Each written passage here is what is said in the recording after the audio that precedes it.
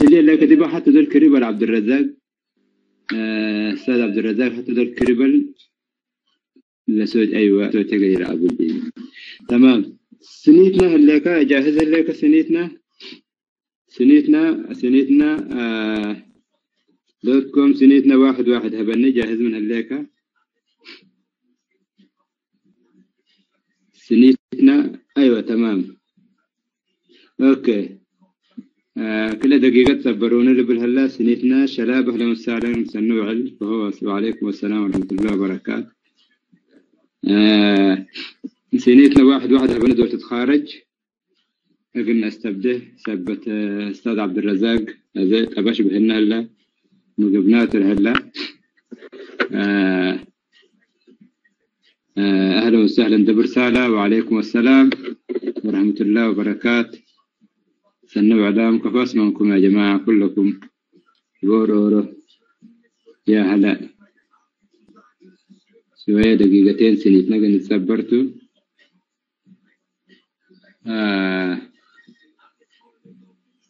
أهلا وسهلا وعليكم السلام ورحمة الله وبركاته. أهلا موداي.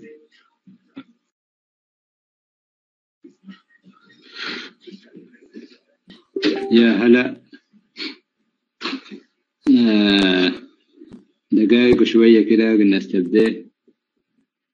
ممكن سنيتنا نتسبر لنا لايف دي بفيسبوك قل حلفته ولا أمسية الله عنواننا إلى أمسية كمال الأيام والليناتو ومنه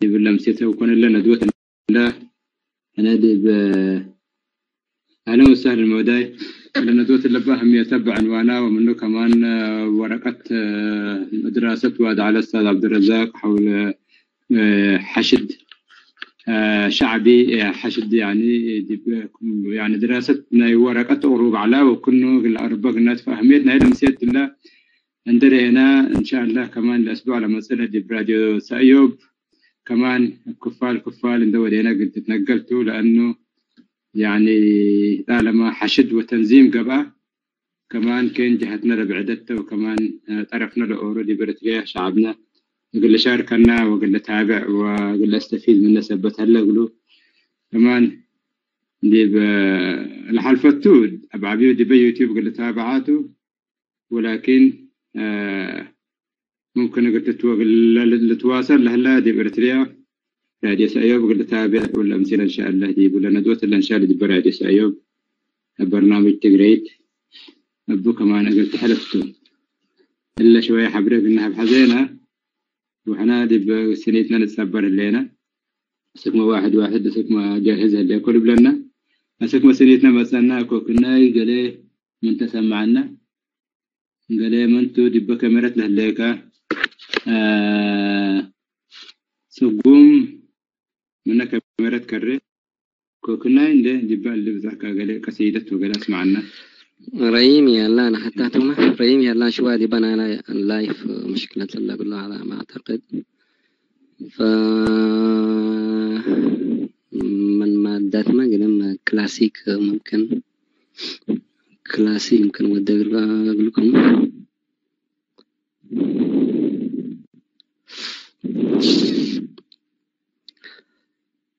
زن ما سيام كفام سيكم أقول لكم زن ما سيام نبل قاشينا نحن متسكا سنيتنا ما بيلا يحوى مليت شعرت قلها وانا تحت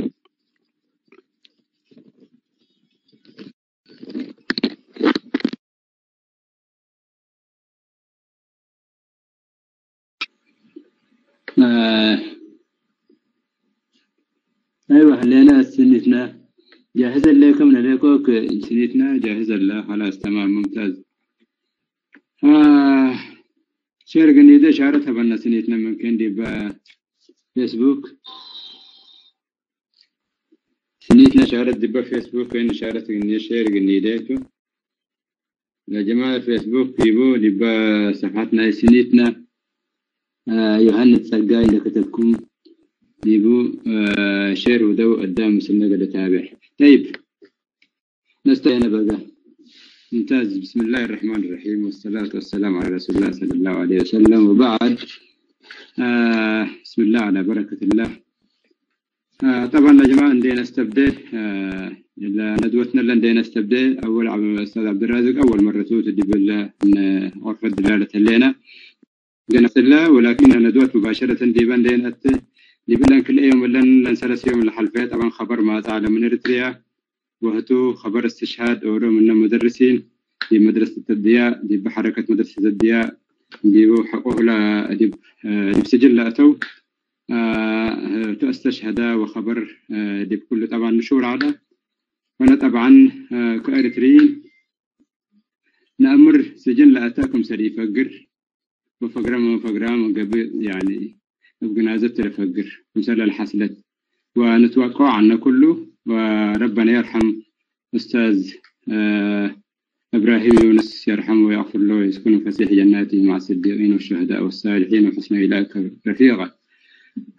كالي ممكن كمان خبر قال على ولا خبر لك كالي كمان من مدينة عدقيح لعتقلوهم لسبتوهم علو وحاريتي لتلقوهم علو لتبهل وكم سلا قدام هي ما عرف سروا قال الحمد لله بالسلامة ومبروك واللي تاتب. يا جماعة الخير دي بريتريا يعني انت انسان من سجن انت فقرة اقل مبارك قولوا مباركة البال الليتم من سجن معناها من سجن تبديل من سجن دي بسجن أتوا من سجن دي بسجن فقر هلا فديميت له مباركة الله. فكم سؤال أنا حصلت إيه ما عارف إلا شوية بحسنية قبه الله ولا قفلته لقبه الله آمره اللي يكون إلا في حد ذاته كنا نفر من سجن دول فقر الحمد لله فقرة مبروك واللي وسنا الحارية ما زي ما أقولوا له لو دول الأسبوع الأساس ذاته قل قدام لا اللي ودنا توعيت ودي كمان شو شرط قبدي فإلا كمان باه أنا مثل الله عند ألساكو قلنا توسع لنا حزي إنسان من سجن فقر كمان قال له حكومة كمان إحنا كمثال حكومة شرعية للنسأل عندنا وبالتالي مبروك لنقول واللي سني كوني وعند عبد الله كمان رحم أستاذ إبراهيم يونس ويسكن فسيح جناته ومنه هي وأنا مباشرة أستاذ عبد الرزاق دبلومات عبد الرزاق مباشرة الميكروفون ثبت وأنا العنوان انسرق الكريوت وكمان من جديد قلت له أستاذنا عبد الرزاق عنده الميكروفون ثبت مسجله لأن نتأكد من صوتك اللي يقول له هليك أستاذ عبد الرزاق أيوة تمام أنا كريت.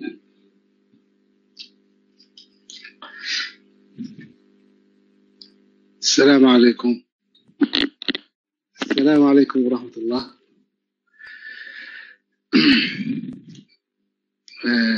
حيسام وحيسات السلام عليكم ورحمة الله. في البدء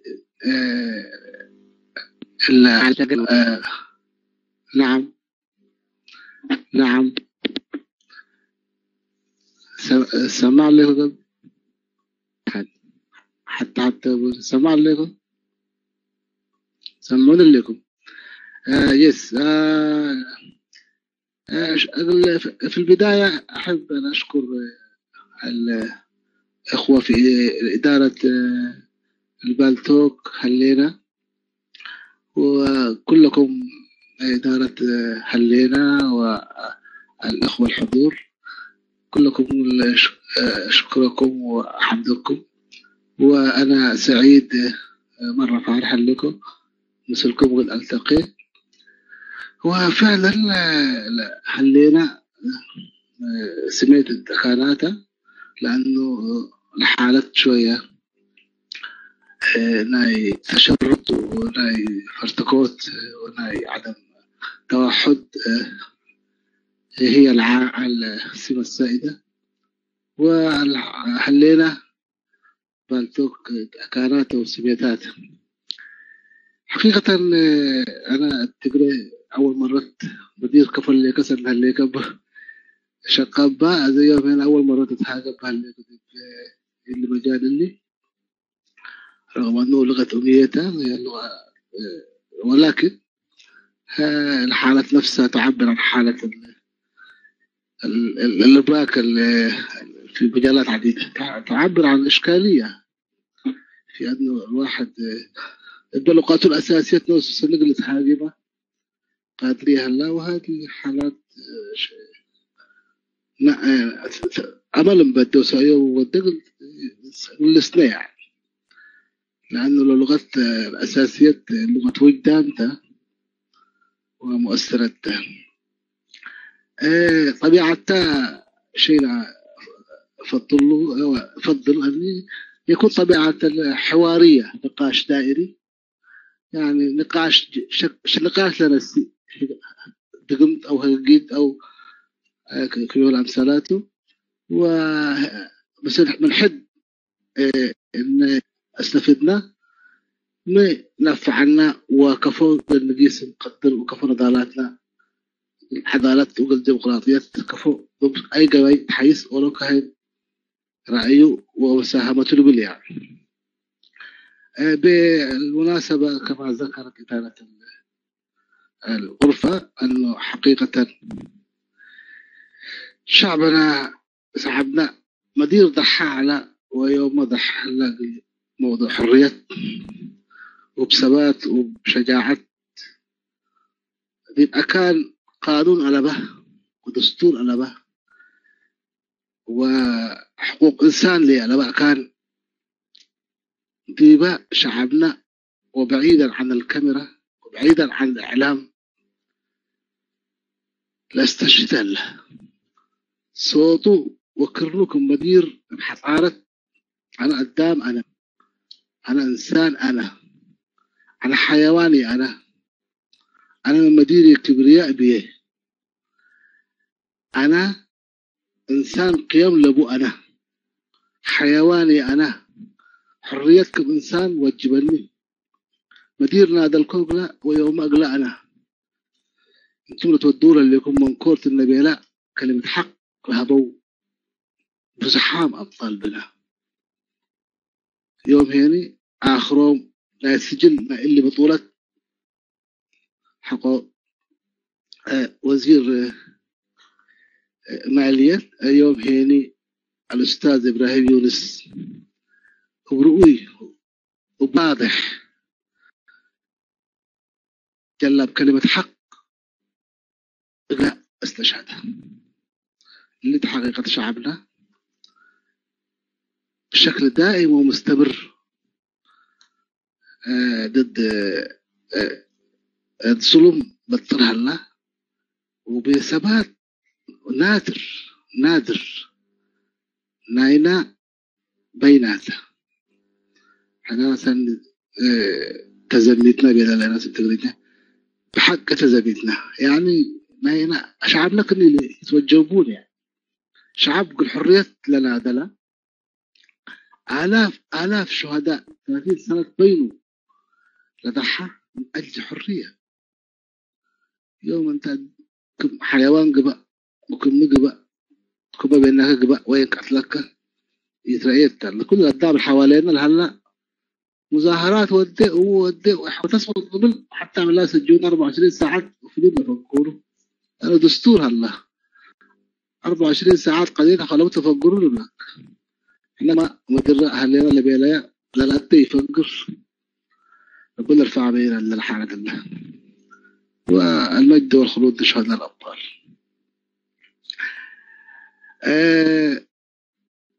حقيقة الورق الحديث ربما يعني لموضوع كنت هذا أحذرها لكم، لا موضوع الأساس إن مشكلتنا أصلا من إدارتنا وأي شيء كل الدنيا شركات لك بقى مستوى فرد لك بقى مستوى مجموعات لك بقى مستوى عدل لك بقى لا مشكلة بأن إدارته تمز يسمى العامل الذاتي من أسباب الذاتية لا إدارته لا مشكلة يا نجاحات قبي يا فشلات قبي.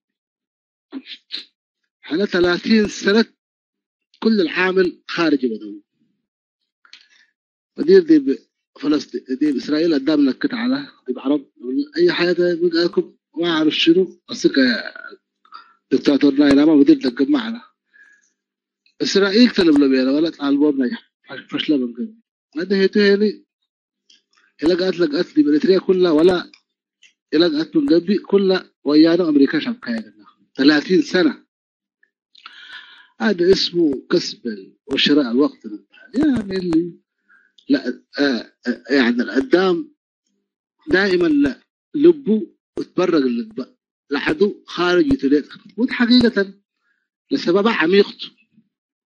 شعب إريتريا 100 سنة بشكل كامل وبشكل وجداني لعدو خارجيته بالنسبة له، يعتبر تكون شخصيته وجدانه تكون بهذا الكيفية على الأقل 50 سنة الأخيرة. 50 سنة الأخيرة الأريتري تكون مفهومه أنه العداء دائما خارجي، العداء دائما خارجي، وفعلا ده كان له أسباب ومبرراته، لأنه ظلما وقهرا دخل الاتحاد الفدرالي، وظلما وقهرا دخل ايش اسمه اللي هو طبعا دافع المصالح الامريكيه ادخلته في برنامج اخر، بالتالي كان يعاني دائما من الاشياء الخارجيه.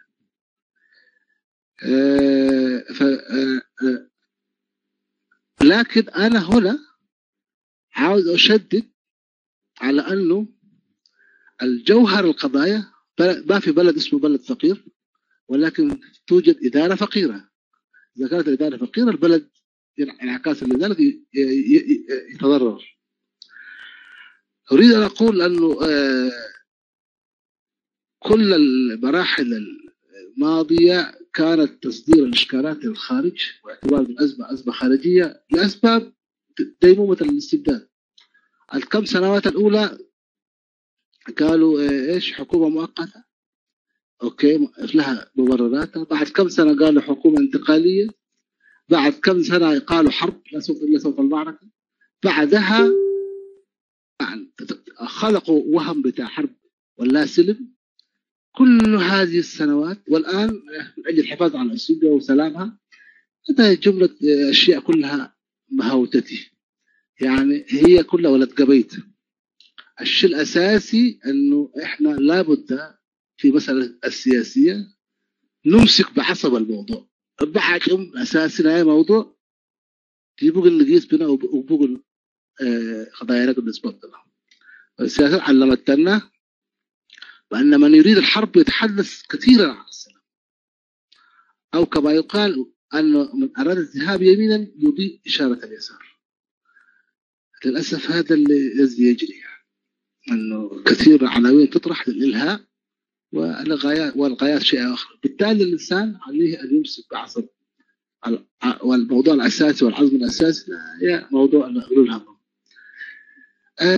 الهدف أيضا من الورقة والداخل والنقاش بتاع اليوم بعد الإمساك بالعزم من المواضيع 2 ضرورة تجاوز الفردية إلى العمل الجماعي المشترك.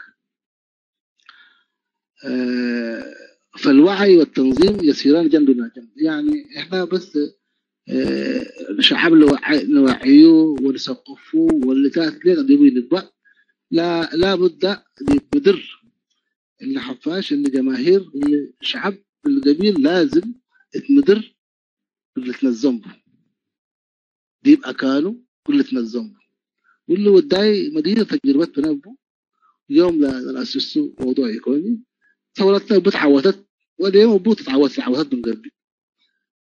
يعني ظاهر الكلامير تتطربه احنا قلبوني اي اورو او اي مجموعات محبركم تكانوا ناي فتحي ناي عدالتنا ودو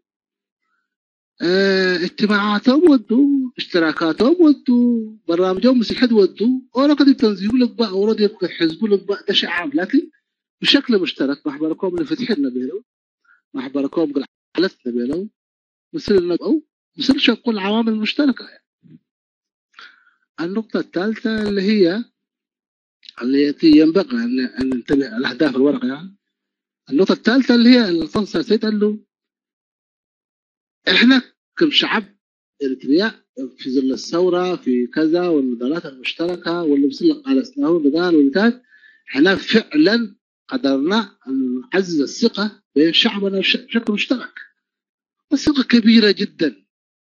يعني عملنا تحرير مسألة اريتريا اللي شعب اريتريا حتى اللي بعده وحتى يدعى له وعبر عن ذلك في الاستفتاء وغيره.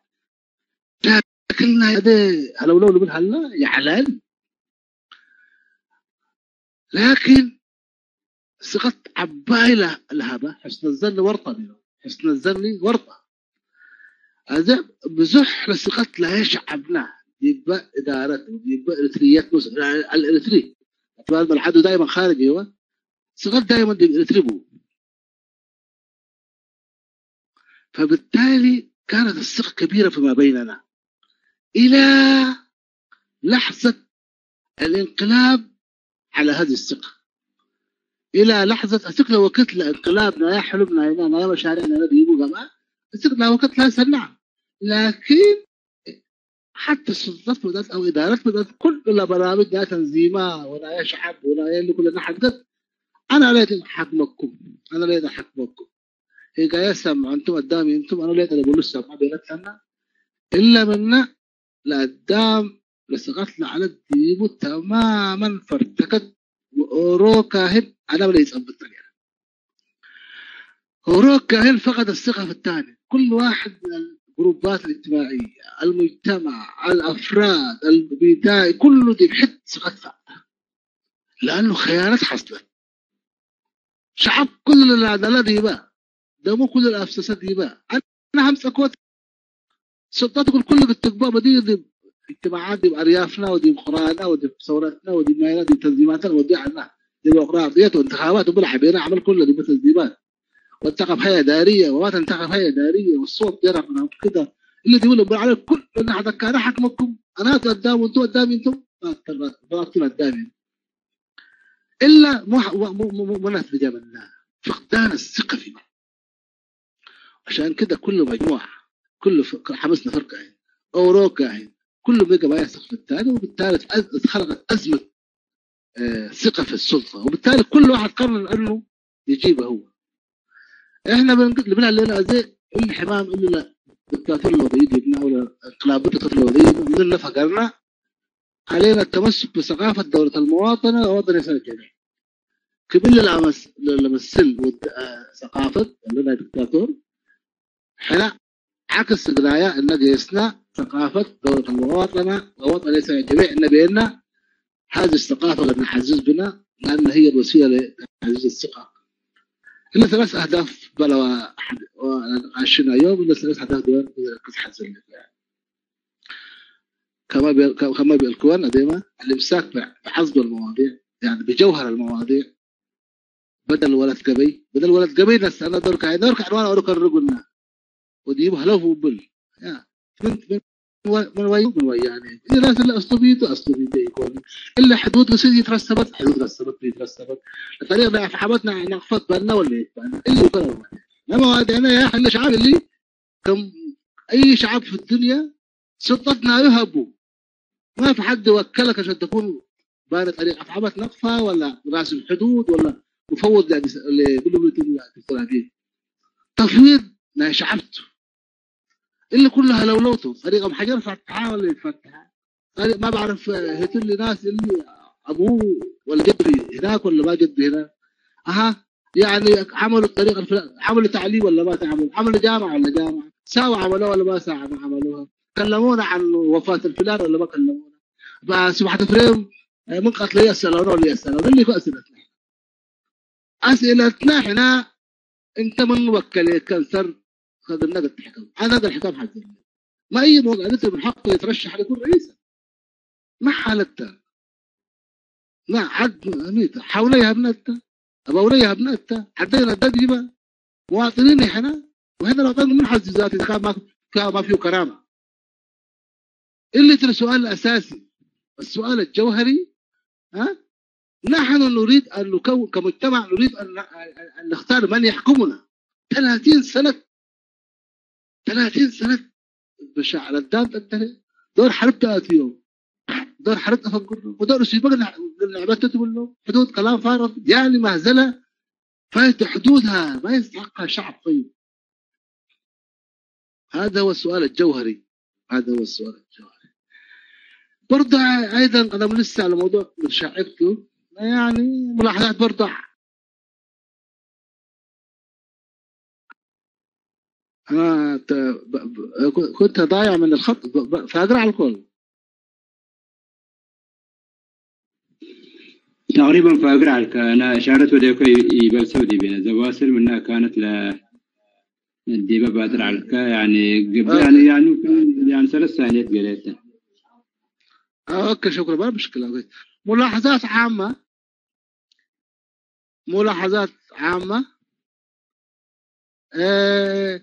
انه من عام 1980 لما عرضت اريتريا بدات وخلفيتها متى؟ خلفيتها تنظيميه، نتيجه الخلاف العالمي بين شعبيه وجبهه. وعام 1980 لما عرضت معظمها بداياتها وخلفياتها من 1980، فكان دي وقت هي الصراع مثلا بين شعبيه وجبهه التحرير والذات للخطاب لحالها، فبالتالي كله بهذا الاتجاه السعر. لكن طبعا الاوضاع تغيرت كثير، يعني الاوضاع تغيرت كثير. وبقى الخطاب من ايام مقاومتنا هنا ومن ايام محاربتنا هنا يعني استبداد، مقاومه شعب اريتريا ضد دكتاتور، ضد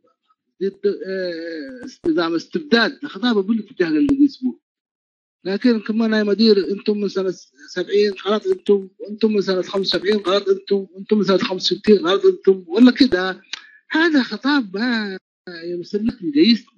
الخطاب اللي دكتاتور تساعد الديكو مقاومه اريتريا دكتاتور التوثيق يتساعد يعني. فبالتالي اللي نقدر نكرر بقولها.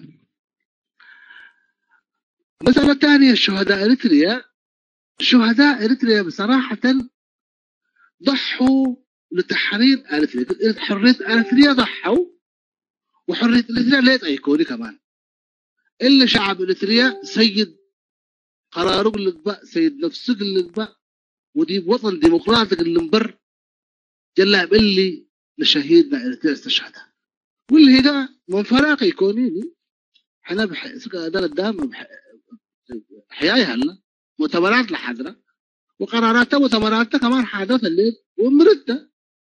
والدكتاتور ايضا اريتريا 1992 نوصلت هذا على مؤتمراتنا كنا تبل وديمقراطيات كنا وديمقراطيات شكلها كنا برلمانيات تبقى او رئاسيات كنا حددات وكنا رأيات اللي قراراتنا هي مؤتمرات تنظيماتنا جبت تحليل لتبقى وجبت شعبيات شهيدنا من اجل ان تكون اريتريا بلدا ديمقراطيا استشهدها. تناقر يعلوني وبهايم يعلوني قمة الذكاء وقمة الكبرياء وقمة الإنسانية يعلون إن الأمر استشهدوا شعبهم الديمقراطية والسلامة والعدالة في المبر. بالتالي هذه ثوابت. حاجات هلت كمان دي سياسات المرتة يا جماعة. سياسات مرات سنة جيد حتى قالت حسن دي اتجاه كانت الانقلاب لبنان. الانقلاب ظاهرة موجودة بكثرة في العمل السياسي، كل عمل سياسي انقلاب بالهلة طبيعي فيها. واحنا عالم بيننا هنا عالم مسكين خلاص كنا حسن يعني. هذا اوباما وبيلا في الدول الافريقيه جزء من اشكالاتها ان القياديين سنقوا يسنعلوا في مره من المرات على كرسي تعبتهم غيروا الموضوع، يحاولون يعدلوا الدستور او يقتلونه. احنا حالتنا لا قتلت تحديد ما يلبتها الدستور ما لبلب لك لا عد دي كل شمومه دي حروب داخليه شمومه، دي ظلم. لانه في يعني سنقنا على المسار الدكتاتور قال غير يا يعني يضبط الدستور بما يناسب والده او نفسه، او الدستور يلقى تلك الدستور بدا ولا بلد بحاله طوارئ ذنب بره ومنه مشاكل مزيد. فرجاء يعني احنا شويه نورنا كما كمه انا مطلوب مننا يكون يعني انه نثبت انه في ناس اللي من اوله فاسدته ولا نتايته اللي بقضايانا يكون مدير فاسد على سنة على أكوي على اللي كثيرين هم الآن هو فاسد يكفي هذا يكفي. أسلوب الأمحار اللي بقى أسلوب التقراء اللي بقى أسلوب بقلق بقى اللي كل برضه يلهمنانا. المهم الآن هدو ناس كلمت هذا احنا نبلو كان سنة 70 الناس يسنا بلق مفقر على وبلق ما أتى والأزواج لين مفقرين هذا كله لا يجي يعني أنت مثل اللي تعرف. المهم الآن هذا قدمنا الإنسان اللي مدير كيف تتولد بقى ولا برنامج حوالينه عازف في المرحلة دي ناس بالواضح بيننا ديمقراطيات وعدالات الاوهام اللي بنتحزوا مدير قال غيروا له المدير اللي انا حقيقه عيتها لك هذا الذي اللي كنت كاذب فقدان مصداقيه بشكل واضح واستفزاز بشكل واضح رغم انه كل تجربتنا دي تبل من اجل الديمقراطيه والعداله. ايوه بس انا اذكر عليه الليل كمان الانتفاضات انتفاضات مزحزه من اجل الحريه الفكريه وركب وقتلهم وحسب الظروف اللي تناسبه. جماعه الحريه الان قلصوا شباب نمرهم سن كرامتهم سن عزه نفسهم وسرقوا شعبهم ضحوا.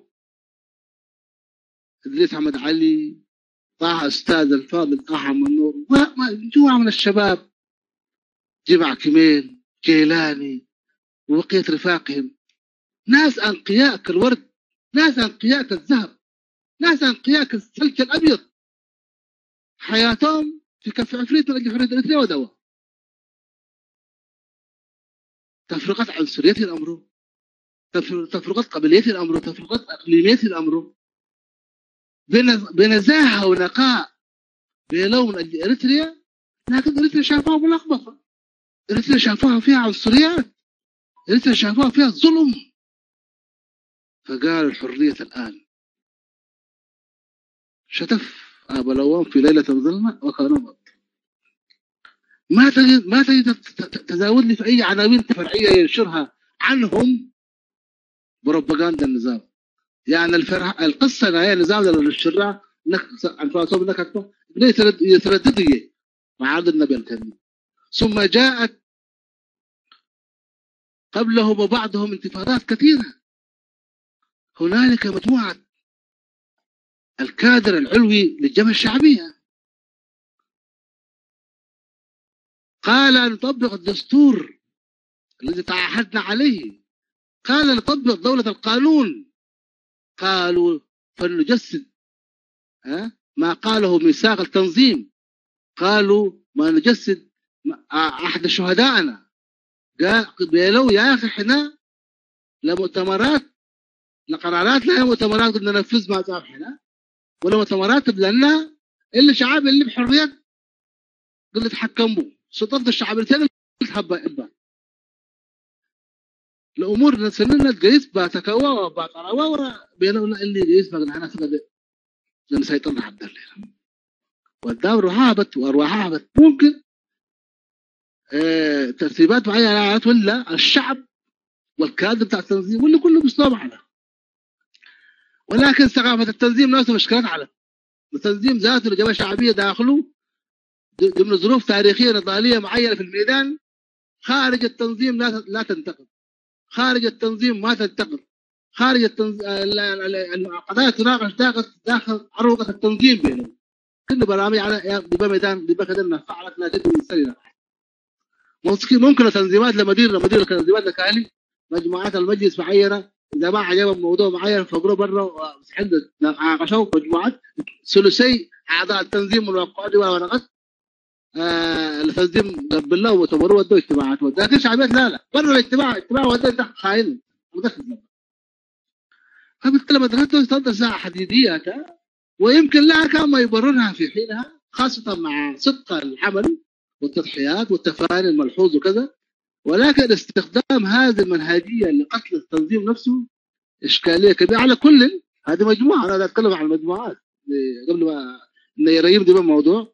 يعني كل مجموعات بعد مجموعه فورتو يمكن بعض منهم كان في حين ما حتى من اعتقلوا مجموعه 15 او مجموعه هكذا في تفاصيل كثيره. انت لا تقول لي يا اخي لماذا استوعبتها الان؟ لماذا خضتها؟ لكن يقبلني عمل السياسي كان يقبل. انا فلان زعلان من فلان مثلا زعلان من بطرس سلمون او زعلان عبد الله جابر او زعلان من فلان كان يقبلني العمل. هذه تفاصيل زعلكاوي زعلكم وغلطات يمكن يفتي فلان وفلان عندي كل موضوع. لكن المسار العام مسار بتاع تحرر انت تبلنين يا اليوم بعد الاسلام يقبلني كني ده الاشياء قاعده تجي من اتجاهات ثانيه. معارض كني اللي بني اللي كل انتفاضاته في وجه الطغيان كل حسب زمانه ووقته ودرجه استيعابه والظروف المتاحه والفرص الكذا هلم جرى قصص عمل سياسي.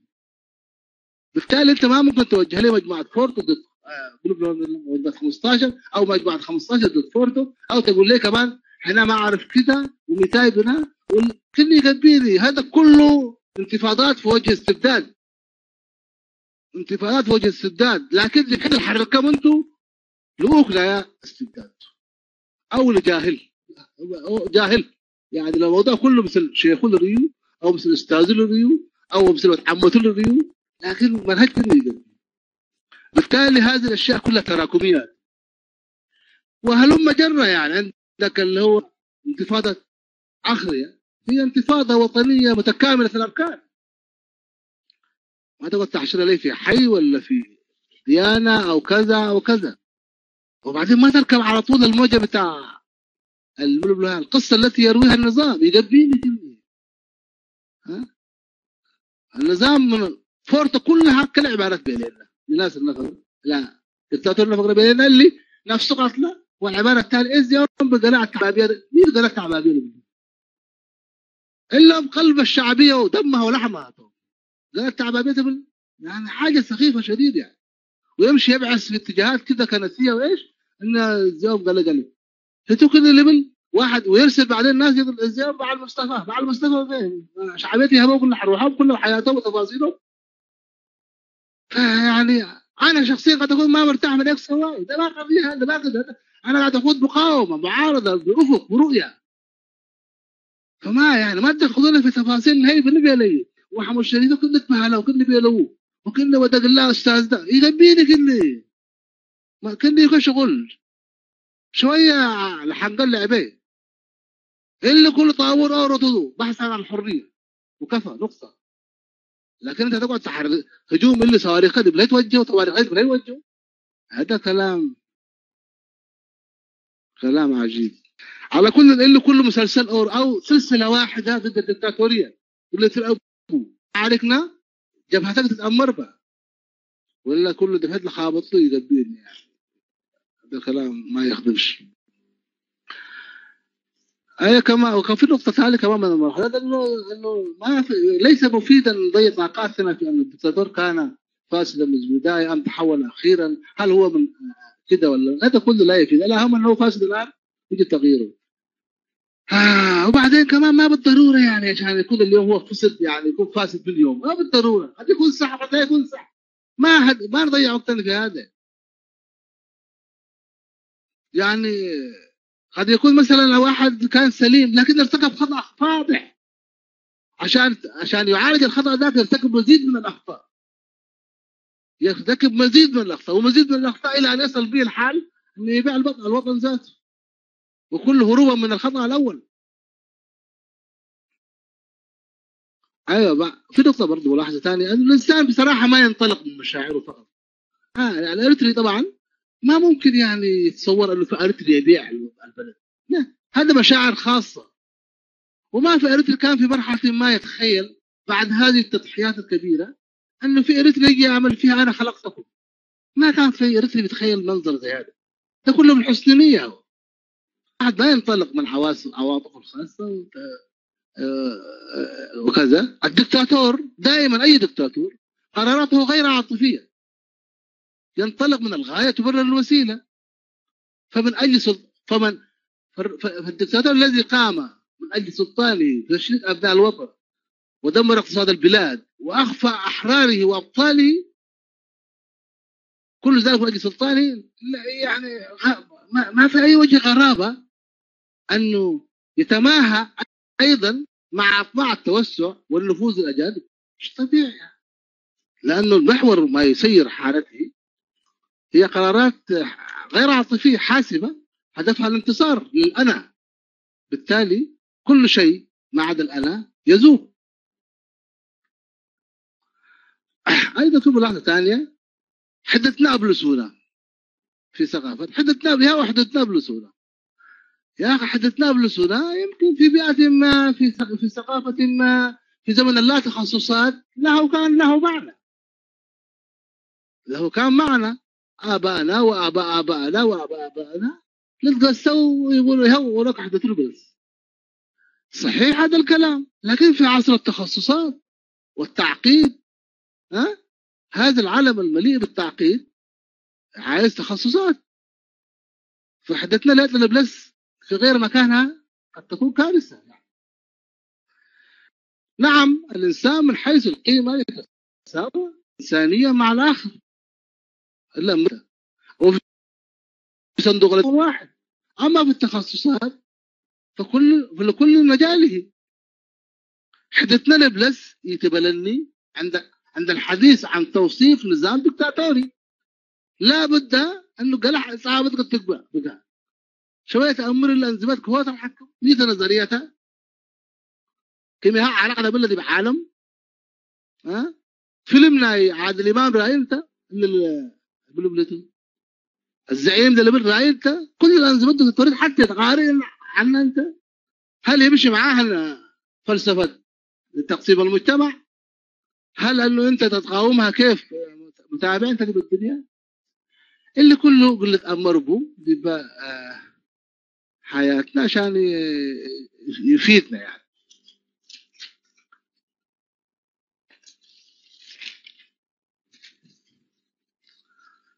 أيضا عندنا معلوف يعني أمور بقى كمان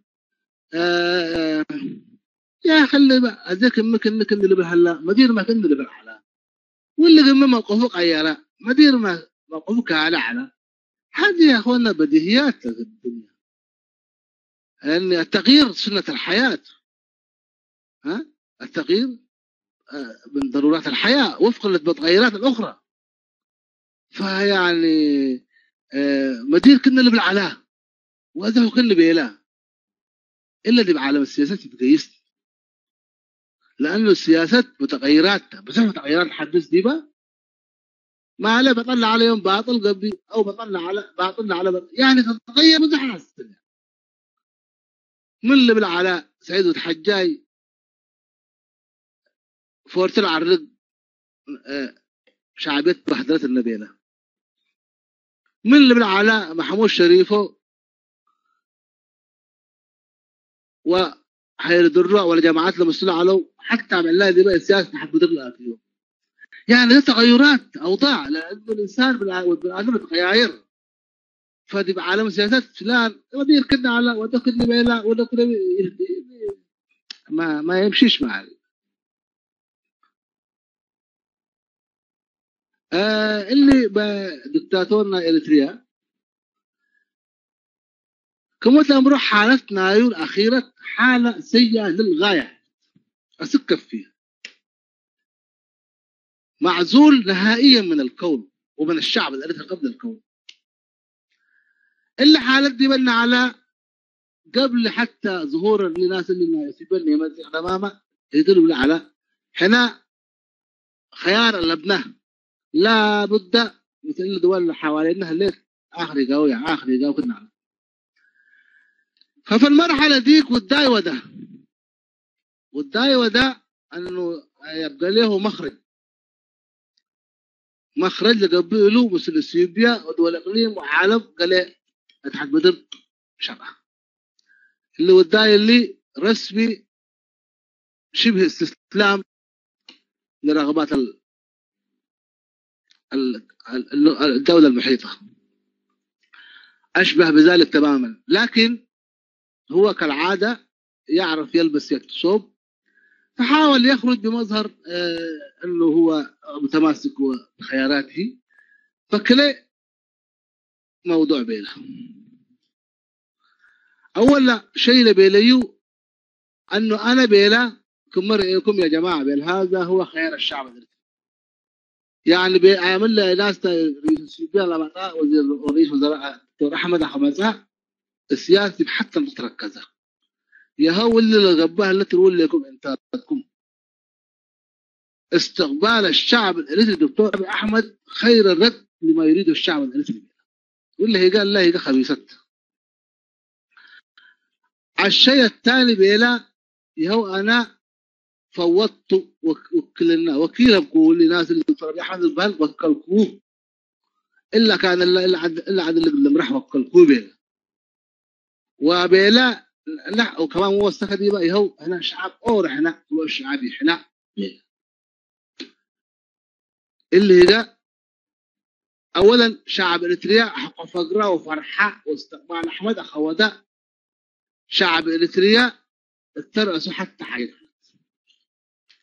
أولا طبيعي أن يفرح اللي فرحوا لأنه هتو اللي شعب إريتريا لعملها من سجن فتح يا أخوانا السجن أخوانه بالسجن أخوة فتح كاهو كيف يفرح على الأقل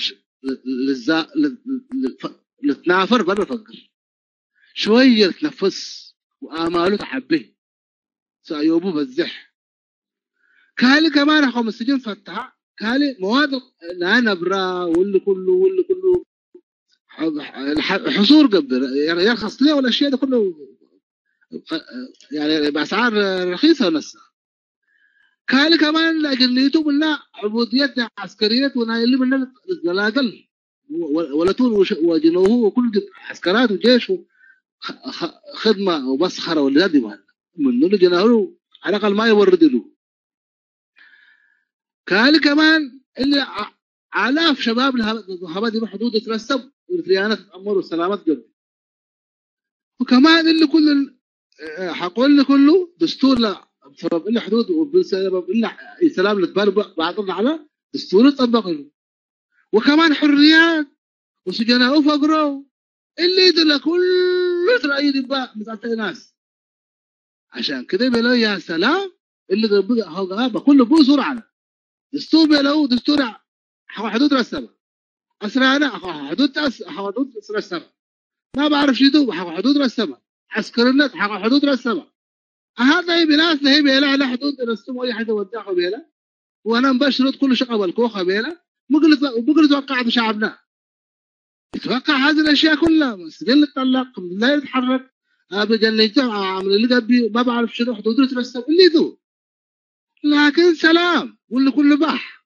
إنك قريب لكن تقول من بالهلا يعني أنا أنتم يعني طبعا هو وصلهم لدرجة بتاع اليأس من الوطن نفسه لكن الإريترية بقت باقية فبيلا أنتم تستقبلكم ومسيرتنا أنتم تستقبلكم الشيء الثاني هي طبعا باعتباره موقع على استسلام هو بس النفوذ ما ممكن يكون إلا بتلقى أوامر من أجلس فبالتالي بدل يصبح هكذا ويقرأ هكذا الموقف قال أنا فوضت أنت فوضت ولا ما فوضت الموضوع يا بابا زيك وزي حاكم مقلة أنت أصبحت على المنهج الماء السائر حاكم حاجة كده وبالتالي أفضل يقول سلمت عشان اسمه فوضت هكذا تبدو اللعبة في تقديري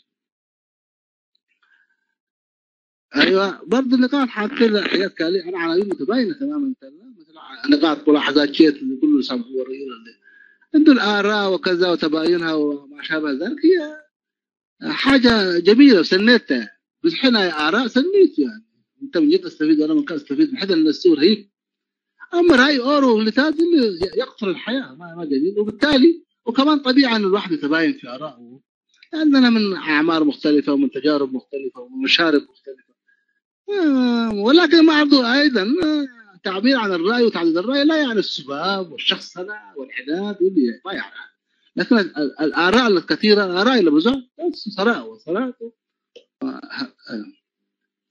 أيوة نعم للسلام بالمعنى اللي شرحناه نقطة أخرى نعم للسلام ولا أحد يرفض السلام وكلنا ضالنا من أجل السلام لأن شعب مسالم بطبعه بهكذا بسجيته بفطرته بطبيعته خارج أرض المعركة لم نقتل ولا إثيوبيا واحد ولا واحد خلال 30 عاما من الكفاح المسلح المرير خارج المعركة ما ضربنا واحد ولا قتلنا واحد ولا في سيكولوجيتنا ولا في قيمنا ولا في المفاهيم نحن شعب السلام بطبيعتها هكذا المرفوض هو الزيف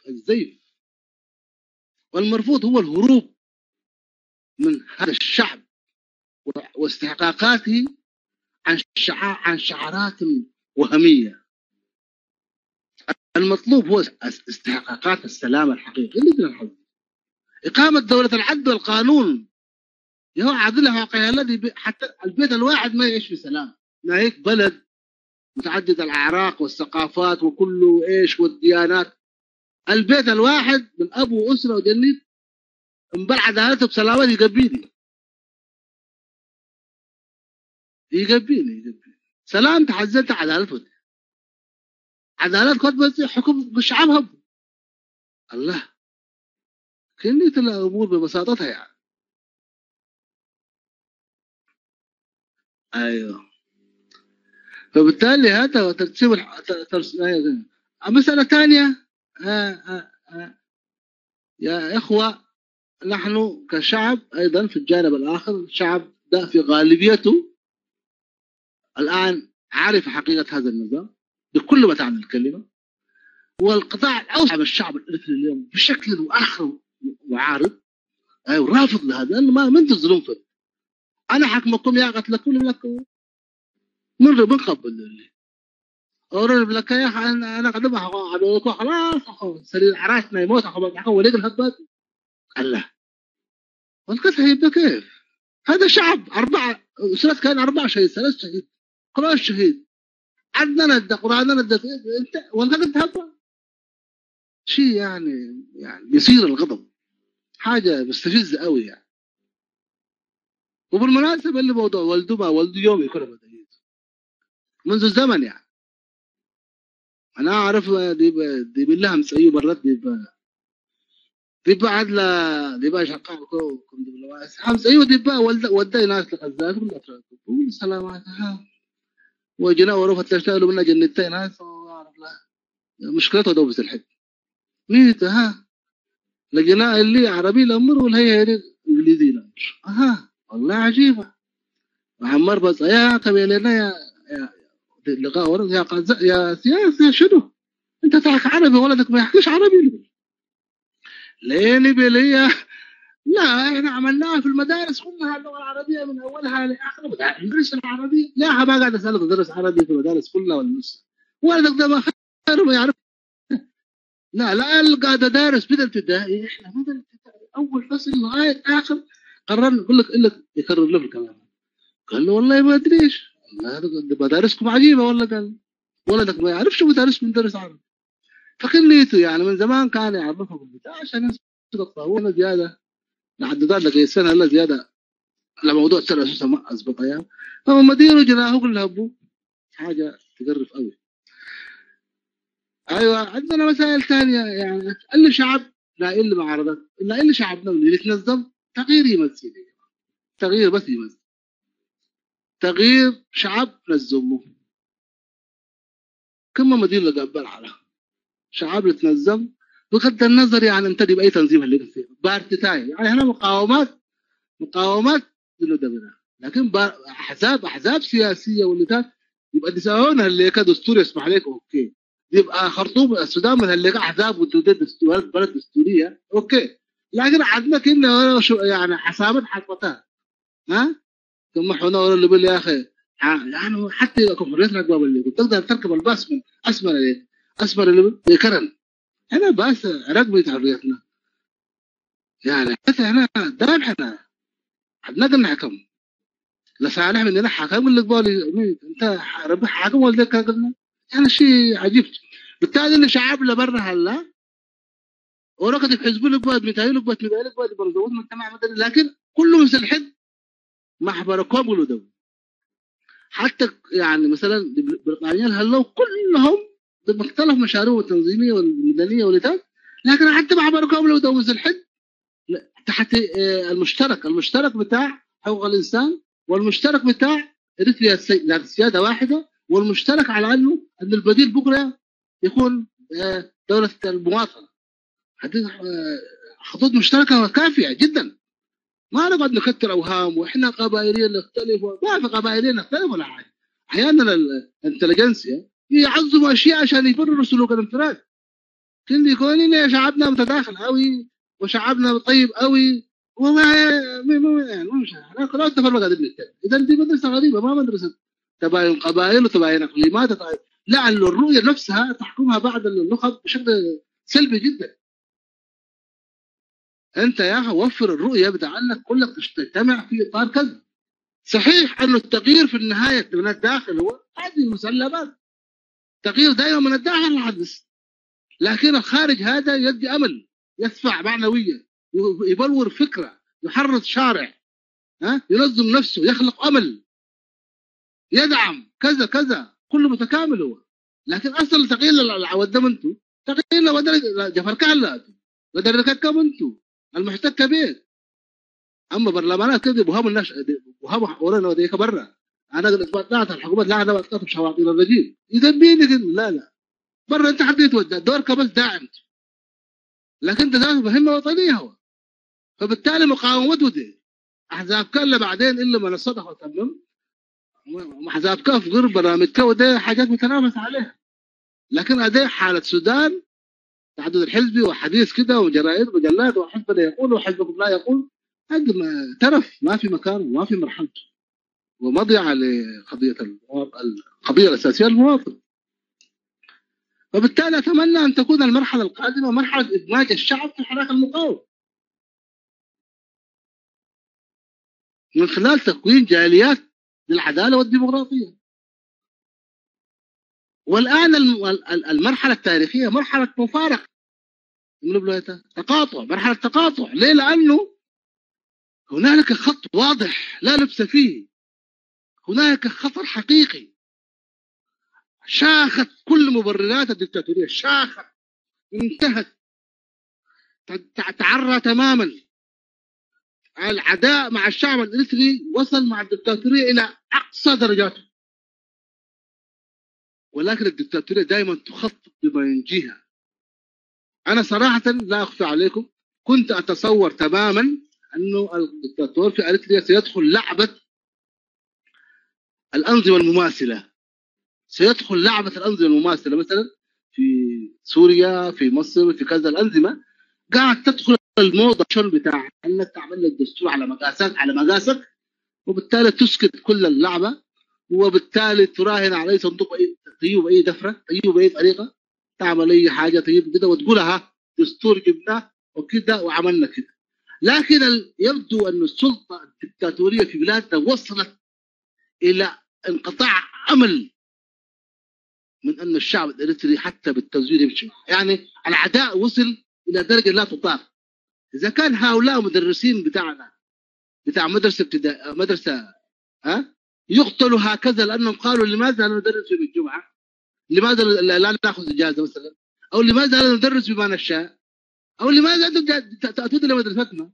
ومع هذه الكلمه اعدموا في داخل زنازين خلال 5 شهور. اذا كان واحد قال يا جماعه حاجات بسيطه من العداله والحريه يعني يعدم هكذا في بلاد. اذا كان قاده الثوره هذه من ابراهيم توتي الى عمارو الى كل هؤلاء الافزاز، الى عبد الضره، الى بطرس، هكذا يموتون في السجون، هكذا بدون اي عنوان وبدون اي ذكر اي شيء. سبحه تفريق اقول اسمه هذا، سبحه تفريق مع اختلافنا في كل التفاصيل. قائد الجيش الاريتري يضرب بالرصاص، من ضربه؟ قضيه ما مفهومه. وزير ماليه يقول يا جماعه انا برهان يقول انا عايز يا جماعه عمل برلمان يا جماعه نطبق قانون، احنا شعب قانون، احنا شعب حيوانات، هنا خد وديه في السجن. الشيوخ تقتل وتبان. يعني وصل الى مرحله فعلا انه هذا الشعب لا يقبل حتى بالتزوير الا يمشي له يختبي امام جهات اخرى ويحتمي بالطموح السياسي وبالمطامع السياسيه، ويبقى المعركه ما بيننا وبين تحديات الشديده الجديده. نعم، لا تقل لي اريتريا بميثاقها شنو اسمه بالاستفتاء جاءت، واريتريا جاءت بدم الشباب، واريتريا وطن حر. نعم، ما زال قنديلنا قائم، واريتريا حقيقه عصيه في تقدير الشخصي، عصيه جدا على اي تغول خارجي ولا داخلي، وستنتصر اراده الشعب لانه الثمن غالي، لانه هذا الوطن عميق في وجدان الناس هذا، لانه اريتريا تكوين بشيء عميق. صحيح قد تكون هناك كبوات، محاولات، انعطافات هكذا، لكن في النهاية ستنتصر حرية هذا الشعب وستبقى أريتريا ذات سيادة ذات كذا. لكن التحديات القائمة هي ضد هذا المسار. ما تقول لي في الأمم المتحدة وسجلت دولة عملناها بالاستفتاء، ده كله يضر إذا كان في رقابات إقليمية ودولية ومداخل من داخل الوطن. فهذا المقدمة بتاعي في المواضيع. لكن إذا كنت عاوز أقول في جوهر عنوان الموضوع اللي ذكرته، أنا أشرت إلى بشكل آخر هذه المسائل، ولكن أقول أريتريا من حيث الموقع الاستراتيجي، الموقع الاستراتيجي كان إشكالية بالنسبة لها تاريخيا وحاليا، ولكن دائما كانت هنالك ثغرة يدخل منها الأجنبي. ففي نهاية المرحلة البريطانية أو الاحتلال البريطاني أو الانتداب البريطاني، كانت حزب أندلس كانت المدخل لإريتريا، مدخل القوة الخارجية والأجنبية كان حزب أندلس. واليوم أيضا ثمة ثغرة في الجدار الإريتري يمثلها نظام الدكتاتور، هي أيضا ثغرة وثغرة حقيقية يواجه فيها الشعب الإريتري خطر على سيادته. حديثي هذا أيضا حول العنوان بتاع الورقة، أن الإشكالية الحقيقية تكمن في أنه العامل الذاتي لأزمة أريتريا هو عامل إدارتها، عامل داخلي. الأزمة الحقيقية لنا ليست وياني، وليست أمحرة، وليست أرومو، وليست أمريكا، وليست كذا ولا كذا. العامل الذاتي بتاعتنا وكيفية إدارة شأن بلادنا وكيفية إدارة شأن بلادنا اللي عاملها الداخلي هو السبب في أنه نتقدم أو نتقدم، نتعرض لمشكلات أو نتجنب المشكلات. لكن الإدارة في أريتريا وعلى مدى 30 عاما حاولت أن تربط كل شيء بالعامل الخارجي. عامل ده انتهى يجيب لنا عامل ثاني، عامل ده انتهى. الآن نبدأ هنا في مواضيع بتاع تقراي مقالة لا مش ولا أديس، يعني ما هذا شيء غريب يعني. ف يعني هذا اللي مدخل متداخل يعني في نقاط الأولى وحتى النقاط الأخيرة اللي سرتها في مسألة أنه العامل الداخلي لإريتريا هو سبب إشكالاتها بدرجة أساسية. أيضا في أشياء مرتبطة معه، أنه هناك موضوعين. الأول أنه أي مقاومة أو معارضة أو أي حركة شعبية يعني بدون رؤية شاملة، رؤية متكاملة، تصبح كالسفينة، يعني تصبح كالسفينة يعني فقدت قائدها، فقدت مديرها، يعني الرياح تحملها من يسير اليابان وتغرقها داخل البحر أو المحيط.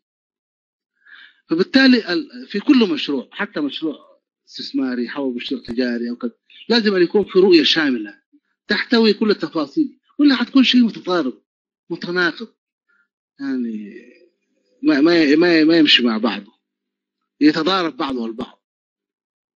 فالرؤية يعني ضرورة توفيرها لمسار المقاومة كلها نسبح يعني إثارة. مثلا يعني النظام يسعى إلى إثارة أبعاد طائفية بين المجتمع، أنت تقعد كمعارضة تتبنى تفاصيل دي، يعني عاوز يصير تناقضات إقليمية طبعا أنت كمعارضة تتفرق.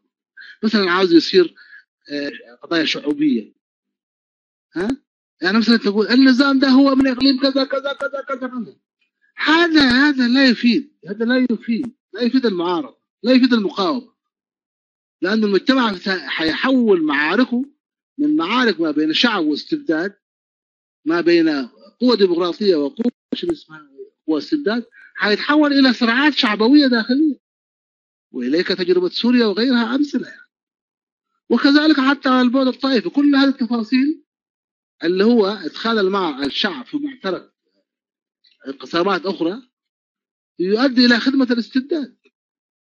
هذه المعركة ليست سهلة، لكن يتم تجاوزها بوعي، لأنه العامل الأقوى في النظام هو قدرته على إثارة الفتنة في المجتمع، وعنده وسائل لا حصر لها ولا عد.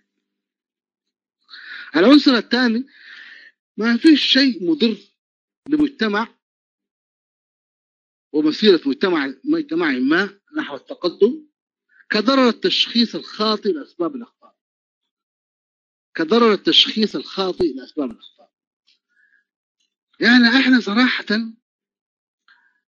خلال 20 سنة مضت، والمقاومة الأريترية ينحصر نشاطها لحظة انعقاد المؤتمرات. يعني لما يكون في مؤتمر جامع يكون في نشاط محموم، يكون في تحالفات وكذا، فعاليات كذا، وثم يعقد مجلس وطني أو يعقد مؤتمر عام يكون مجلس، بعده يكون في كساد وفترة جمود طويلة، ثم إلى أن يأتي مؤتمر ثاني وتنشط قليلا. يعني أصبح يعني أصبح المسألة معقدة جدا. بالتالي لا بد أن نفسر أين الخلل. لماذا هذه الجماهير تتفرج على المسألة؟ ليش؟ في سبب، كل الناس تئن، لكن لماذا؟ لا بد يكون في آليات متغيرة. لازم المواطن يقتنع بالآلية التي يتبعها لتحقيق شو اسمه الإنجاز. وبالتالي التفسير السليم شو اسمه التشخيص السليم يؤدي بنا إلى مخارج. يعني من جانب الآخر يعني 3 عقود الدكتاتور يحكم ويسوق مبررات عجيبة أنه كل شيء خارجي خارجي خارجي خارجي. يستثمر في المخاوف بتاع الإنسان الأريتري البسيط من الإثيوبيين ومن الأمريكان، يستثمر في هذا الشيء الشيخي ويربط كل الفشل بأسباب خارجية، مع أنه هو من سجن الناس، هو من ترك القيادة لمن يعشقونه لأصحاب الولاء، وطارت كل الأحرار وكل الذين يقدمون الآراء، من قتلهم من سجنهم وكذا. وبالتالي هذا يعني التفسير الخاطئ بسبب الإخفاق كارثة على المجتمع. يعني عاوز ينهض. هو لكم تبدا خط انا باقي سكين هليكم مثلنا ما يليكم.